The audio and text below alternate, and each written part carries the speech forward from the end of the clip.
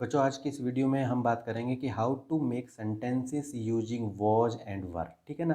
Was और वर का use करके कैसे जो है ना हम वाक्यों को बना के देख सकते हैं। ठीक है ना। इससे पहले की जो वीडियो थी ना बेटा, उसमें मैंने आप लोगों को बताया था कि इज एम आर का यूज कैसे हम सेंटेंस में करते हैं। ठीक है। तो ये जो बेटा है ना सेंटेंस जो मैं आपको बता रहा हूँ, ये क्या है कि ये टेंस वाले नहीं है वैसे आप सोचो, क्योंकि उसमें क्या होता है कि एक मुख्य क्रिया होती है और साथ में हेल्पिंग वर्ब भी होती है। इसमें जो मैं आपको बता रहा हूँ, जैसे कि ये वॉज और वर जो है ना, टेंस वगैरह में एज ये हेल्पिंग वर्ब यूज होते हैं, लेकिन यहाँ पर इस तरह के जो वाक्य जो मैं आपको बता रहा हूँ, इसमें जो है ना ये मेन वर्ब के रूप में काम करते हैं। तो सबसे पहले तो इसके रूल्स को आप समझ लो। मैंने बिल्कुल हिंदी में लिख दिया है ताकि जो है ना हर बच्चा इसको आराम से समझ के देख सके। तो सबसे पहले देखो, हम पहले आपको देखना है ना वॉज का मतलब क्या होता है, वर का मतलब क्या होता है। वॉज का मतलब होता है बेटा था, और वर्ब का मतलब होता है थे। ये आपको ध्यान रखना है। अब इसके रूल्स को आप समझो। मैंने लिखा क्या है कि जब वाक्य के अंत में था, थे, थी, जब भी कोई आप वाक्य देखोगे और वाक्य के अंत में यदि आपको देखो था, थे मिल जाए, था मिल जाए, थी मिल जाए, तो ठीक है, तो आप समझ लेना कि ये वॉज और वर वाला इस तरह का सेंटेंस हम बनाएंगे इसी तरीके से। ठीक है ना। तो इस तरह के जो वाक्य में आपको ना था, थे, थी देखने को मिलता है, लेकिन देखना कि क्या है कि तब ना वॉज और वर जो है, यानी कि वाक्य के कर्ता के अनुसार हम लगाते हैं। तो आपको सबसे सिंपल तरीके से समझना है क्या, कि समझ लो कि जो बेटा सिंगुलर सब्जेक्ट होता है, तो यहाँ पर मैंने देखे प्रोनाउन मैंने लिख दिया है आई, ही, शी, इट और नेम। ठीक है। कोई भी नाम यदि एक वचन करता होगा तो आपको वॉज लगाना है। ठीक है। और बहुवचन करता होगा तो आपको वर लगाना है। ठीक है। ये बेटा ध्यान रखना, कई बार क्या होता है ना, ये जो यू है, यू को जो है ना हम एक वचन कर्ता के रूप में भी लिखते हैं कई वाक्यों में, और बहुवचन के लिए भी आता है। लेकिन आपको कन्फ्यूज होने की ज़रूरत नहीं है, जहाँ भी यू आ जाए तो आपको वर ही लगाना है। क्लियर।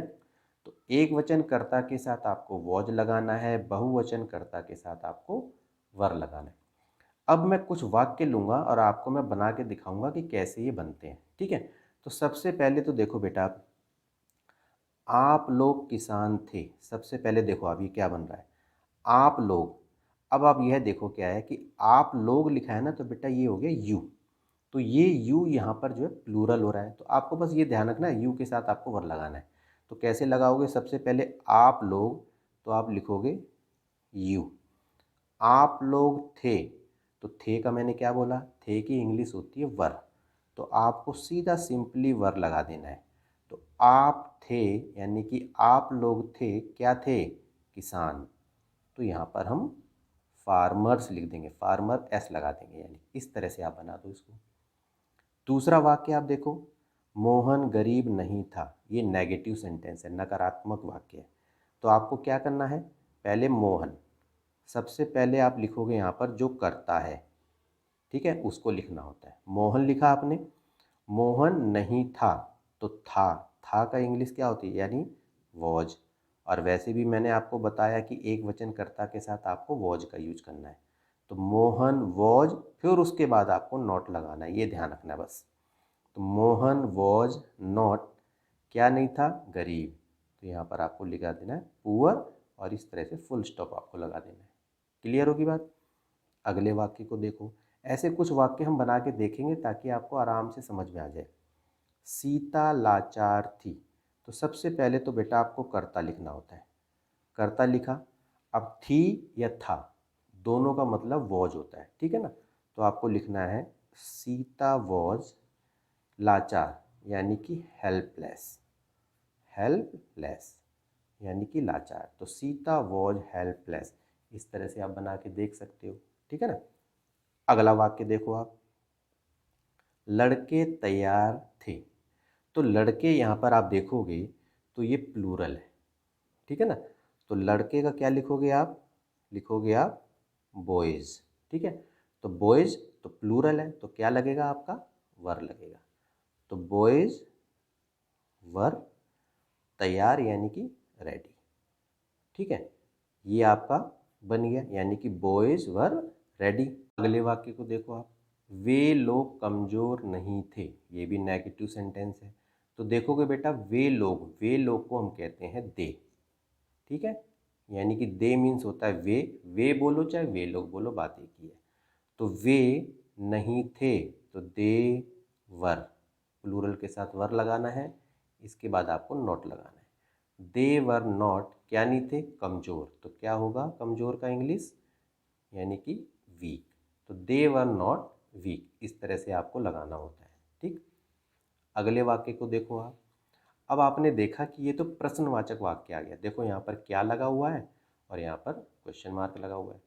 तो क्या करना है आपको, जो कर्ता होगा ना, कर्ता के साथ जो भी हेल्पिंग वर्ब यानी कि जो मेन वर्ब आपकी आ रही है उसी को आपको पहले लिख देना है, ठीक है। तो जैसे कि तुम है, तुम के साथ आपको पता है वर यूज होता है, तो इसी वर्ब को क्या करोगे आप सबसे पहले लिख दोगे, तो इसका मतलब बन जाएगा क्या। तो क्या तुम, तो तुम की इंग्लिश होती है यू, तो वर यू, इसके बाद आपको नॉट लगाना है, ध्यान रखना है आपको, इस तरह से पुट करते जाना है। तो वर यू नॉट, यानी कि पागल यानी कि मैड, ठीक है, और यहाँ पर क्वेश्चन मार्क आपको लगा देना है।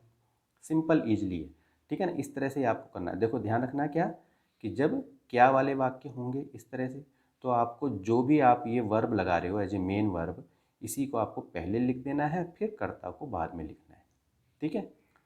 और यही सब टेंस वगैरह में as a helping verb use होती हैं। अब आप देखो क्या है कि आप कब बीमार थे, अब ये भी प्रश्नवाचक है, तो आप देखोगे यहाँ तो क्या लगा नहीं है, लेकिन बेटा प्रश्नवाचक है क्योंकि देखो बीच में कब आ रहा है, तो कब की इंग्लिश क्या होती है, वैन। तो आपको पहले वैन लगा देना है और बाकी सारे वाक्य को इसी तरह से प्रश्नवाचक में बनाना है। तो आप का मतलब होता है यू, तुम, ठीक है ना। तो तुम के साथ क्या लगता है, वर लगता है, तो वैन के बाद सीधा आपको वर लगा देना है, ठीक है। तो वैन वर, फिर इसके बाद आपको कर्ता लगाना है बस। तो वैन वर यू बीमार यानी कि इल, और यहाँ पर प्रश्नवाचक वाक्य आपको लगा देना है। तो वैन वर यू इल, तो यानी कि आप कब बीमार थे। अगले वाक्य को देखो आप, क्या वे दुखी थे। अब देखो यहाँ क्या लग गया और ये है वे, तो वे को हम इंग्लिश में बोलते हैं दे, तो दे के साथ क्या लगेगा, वर लगेगा। तो वर को आपको पहले लिखना है, ठीक है।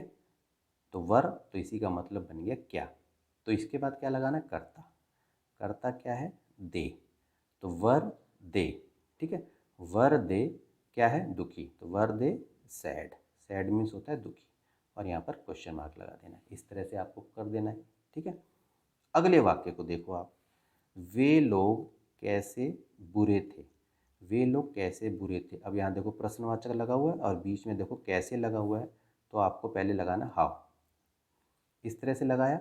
फिर आप देख रहे हो वे लोग का मतलब होता है दे, ठीक है।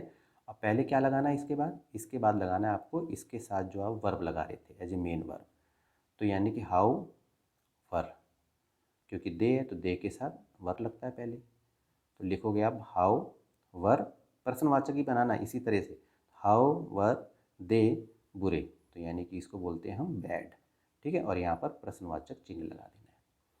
अगले वाक्य को देखो आप, क्या लड़के चालाक थे, तो क्या लगा हुआ है, ठीक है, और लड़के यानी कि प्लूरल वाक्य हो गया, ठीक है ना। तो प्लूरल सब्जेक्ट हो गया, कहने का मतलब ये है। तो प्लूरल के साथ आपका क्या लगता है, वर, तो सबसे पहले आप लगाओगे वर, और लड़के का क्या लगाओगे, वर द बॉयज़, इस तरह से लगाया। तो वर द बॉयज़, चालाक को हम कहते हैं क्लेवर, ठीक है। तो वर द बॉयज़ क्लेवर, और यहाँ पर प्रश्नवाचक चिन्ह इस तरह से लगा दोगे, ठीक है ना। तो इस तरह से बेटा इन वाक्यों को ना आप थोड़ा सा समझ के आसानी से बना के देख सकते हो, ठीक है ना। तो बेटा आज के लिए इतना ही। अगर मेरी वीडियो आपको पसंद आई तो बेटा इसे लाइक करो और मुझे कमेंट करके भी बताओ कि आपको ये वीडियो कैसी लगी, ठीक है ना। और बेटा एक काम जो मैं स्टार लगा रहा हूँ वो है बेटा चैनल को सब्सक्राइब करना, ठीक है। चैनल को सब्सक्राइब करके बेटा ऑल पे क्लिक कर दोगे ना, तो जो भी मैं नेक्स्ट वीडियो डालूँगा उसका नोटिफिकेशन आपको मिलता रहेगा, ठीक है। तो बेटा इसी तरह की मैं छोटी छोटी वीडियो आपको मैं इसी तरीके से बना के दूंगा ताकि जो है ना आप उसको अच्छी तरह से सीखो, ठीक है ना। तो बेटा इंग्लिश की, मैथ की, साइंस की, इसी तरीके की ना जो मैं आपको बिल्कुल ही पूरी तरह से समझाने की कोशिश करूँगा, ठीक है ना। तो बेटा आज के लिए इतना ही, ओके।